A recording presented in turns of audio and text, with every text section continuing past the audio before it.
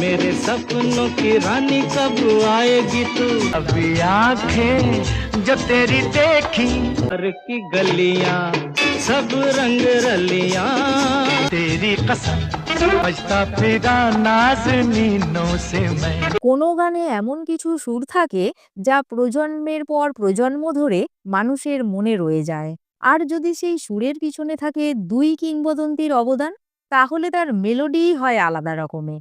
আজকের গল্প সেই দুই কিংবদন্তি এস ডি বর্মন এবং তাঁর প্রতিভাবান পুত্র আর ডি বর্মনকে নিয়ে।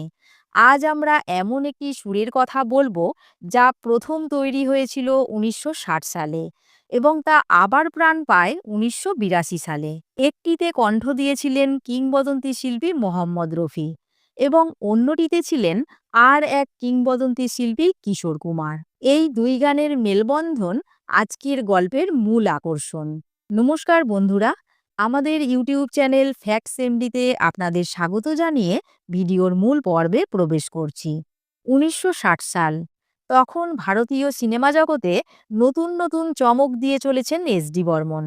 সেই সময় রিলিজ হওয়া বেওকুফ সিনেমায় তিনি একটি অসাধারণ গান কম্পোজ করেছিলেন। हम तो है तुम पर दिल से फिदा, जिस दिन से टूट लिया हंसते में। মোহাম্মদ রফি সাহেবের মধুর কণ্ঠে এই গান মানুষের হৃদয়ে ছুঁয়ে গিয়েছিল।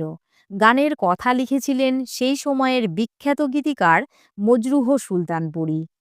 এই সুর ছিল কোমল, ধীর এবং আবেগময়। सच मानो ये गलत नहीं अब हमारा, हम है तुम्हारे बस में। কিন্তু বন্ধুরা, এখানেই গল্পের শেষ নয়। ২২ বছর পর ১৯৮২ সালে এস ডি বর্মনের সুপুত্র আর ডি বর্মন তাঁর বাবার এই সুরে অনুপ্রাণিত হয়ে সনম তেরি কসম সিনেমার জন্য একটি নতুন গান কম্পোজ করেন। আর গানটি লেখেন গুলশন বাওরা। देखता हूँ कोई लड़की हंसी, अरे पूछे बिना चली आती है तो। এই গানটি গেয়েছিলেন কিংবদন্তি শিল্পী কিশোর কুমার। পঞ্চমদার সুর এবং কিশোরদার প্রাণবন্ত কণ্ঠ মিলেমিশে গানটি এক নতুন মাত্রা পেয়েছিল। इतना है वो एक कितना है ना, सूरत क्या कहने मुस्काने पहने। ১৯৬০ সালের গানটি যেখানে ছিল ধীরগতির এবং কোমল সুরে ভরা, खादिम हम झुकी आंख लगे शर्माने। আর ১৯৮২ সালের গানটি ছিল আধুনিক, দ্রুত এবং গতিশীল। कब से ख्वाबों की रानी। প্রথমটি ছিল এক প্রজন্মের প্রতিনিধিত্ব, আর দ্বিতীয়টি আর এক প্রজন্মের। এস ডি বর্মনের হাত ধরে শুরু হওয়া সুর আর ডি বর্মনের কল্পনা শক্তিতে নতুন রূপে উঠে এসেছিল।